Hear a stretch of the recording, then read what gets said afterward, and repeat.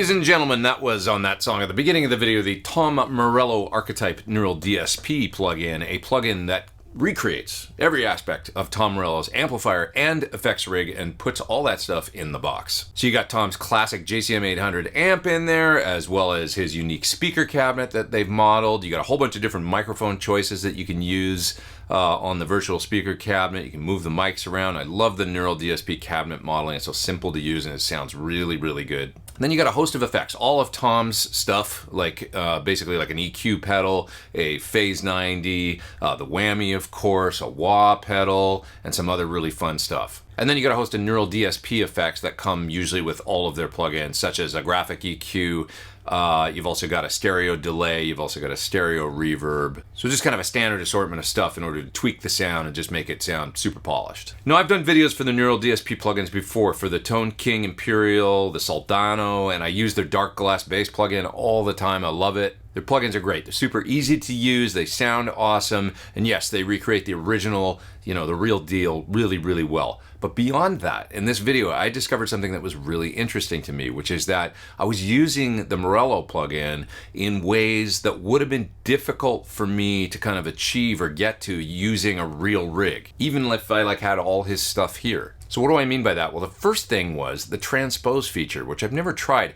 I'm pretty sure it exists. It must exist in other Neural DSP plugins. Maybe it does, maybe it doesn't. I don't know. But I noticed the transpose knob in the Morello plugin for the first time. And when I first plugged in my guitar, I was in standard tuning, and I thought, right away, it'd be like, okay, for this, I'd like to do something maybe in a drop tuning, kind of heavy sounding. And for some reason, I just noticed that transpose feature, and I thought, let's try this. It's probably going to be novel, maybe kind of cool, but I wasn't prepared for actually how great it sounds. I pitched my guitar down 4 steps, and then I played some full chords, played some riffs, and there's a little bit of latency, but it doesn't bother me. I can totally play and record with it. And the most amazing thing is the polyphony. Like when I'm playing chords, all the notes and the harmonics are all there, and it all sounds correct. Like there's not a bunch of artifacts and weird stuff like I've experienced with other pitch shifters when I've tried to pitch shift the entire guitar before and play full chords. So that just worked really well, well enough that I was like, I'm gonna record with this. I'm gonna use it. It sounds really good. I pitched my guitar down 4 steps and it sounded super heavy and cool. So now I'm in a basically C# tuning, and I recorded the whole first guitar part in the song at the beginning of the video.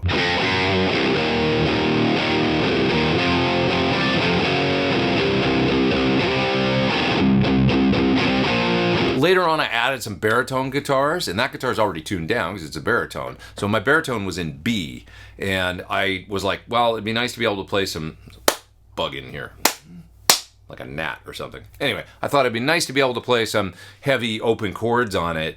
So I simply pitched it up 1 step, and now my B baritone was in C#, and it sounded great too.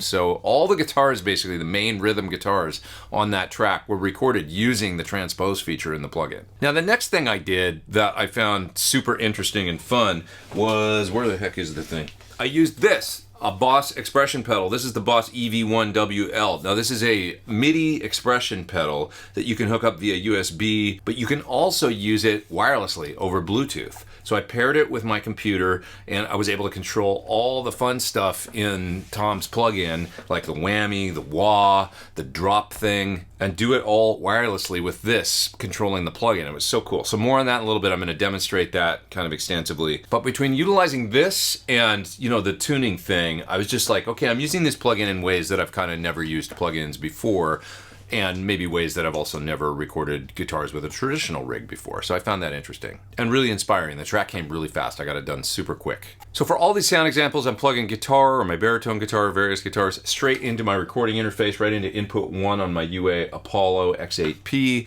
and then I'm just pulling up the plugin on channels within Logic and recording with it like that. So I'm going to solo some of those parts outside of the mix from the song, but I'm also going to play some more, and I'm going to demonstrate how I got some of those sounds, how I utilized this pedal, and how I incorporated that tuning transpose feature. Okay, let's get on with it. Here we go. It's the Tom Morello Archetype plugin from Neural DSP. Okay, first thing I'm going to do is tune up before I cut this first track. Man, software tuners have come a long way, because this is working good. All right, so I just cut my first part in that song at the beginning of the video, and this was super fun because right out of the gate, I utilized an expression pedal, and I got to give full credit, first of all, to Rabia for teaching me how to do this. If you want to know how to do this, watch his video on how to configure this Boss EV1WL MIDI Bluetooth expression pedal with plugins, especially with Neural DSP plugins, which have like whammy and all kinds of functions in them, wah functions and stuff. He made a great video on how to set up this pedal, how to Bluetooth it up, how to configure it within an app. I mean, like, it would have taken me a long time and I would have gotten very frustrated. So thanks, Rabia. Once you get it hooked up, it's a little bit of a PITA, but once you get it hooked up, check out how fun it is. So the standard sound I have going, first of all, is pitch shifted down and kind of a straight up distortion sound. Okay, so my guitar, standard tuning, but I've got it shifted down 4 steps. And I gotta say, this neural pitch shifter is amazing.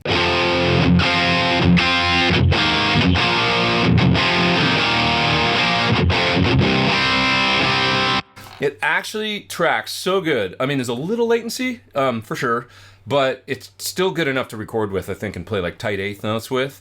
And the way it tracks harmonics and chords and everything is amazing.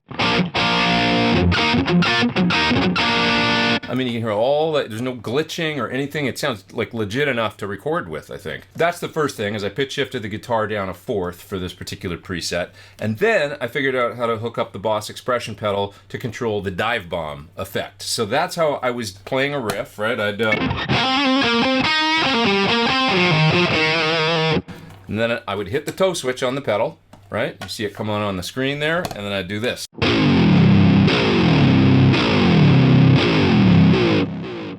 Right? Kind of amazing. So what I've got going here is the expression pedal. You can see it's hooked up there. You can see it doing its thing on the screen. You can see it doing its thing here in my hands. The toe switch turns the effect on and off. And in this particular effect, the pedal itself, if you put it all the way on the heel end, it will just shift your guitar way down to like bass frequency, basically. But if I move it up like this, all the way to the toe, now it drops automatically without moving the thing. So it's really cool, and it's cool in practice to get used to it. You can also go the other way with it. If I change it within, right now within the plugin, it'll shift up. Right, or all the way at the tail end. So sort of the standard pitch or the up pitch. The other thing I did that was neat, I think, is I tied the post-distortion delay. You'll see on screen there, see the toggle switch going on and off there.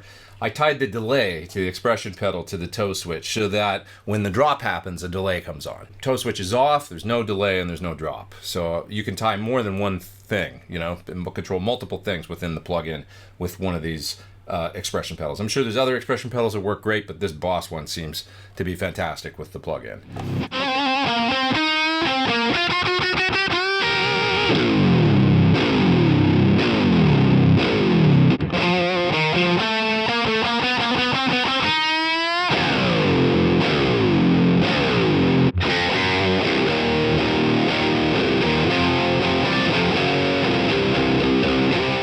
Okay, so that's how I cut this first part in the song at the beginning of the video. I had a lot of fun doing it. I'm going to move on to some other parts now and just keep having fun. Here I go.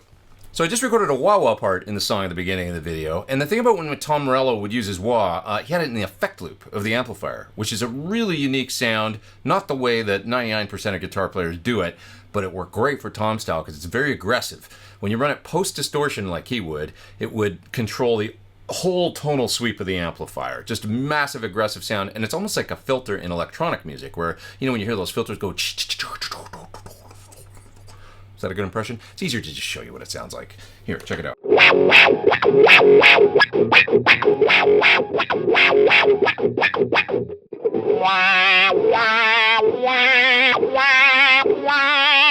just had a really aggressive sweep through the mid-range. There's a point in the middle where it's just like really gnarly nasal, and then when it's all the way closed down on the bass end, it's gone, basically, the sound. So it's a really unique sound. Be sure you experiment with it if you get a hold of the plugin. And once again, I'm doing this, of course, with the expression pedal on the floor, Bluetoothed up to the, as you can see on the screen, the virtual wah that is in the plugin. It's really neat.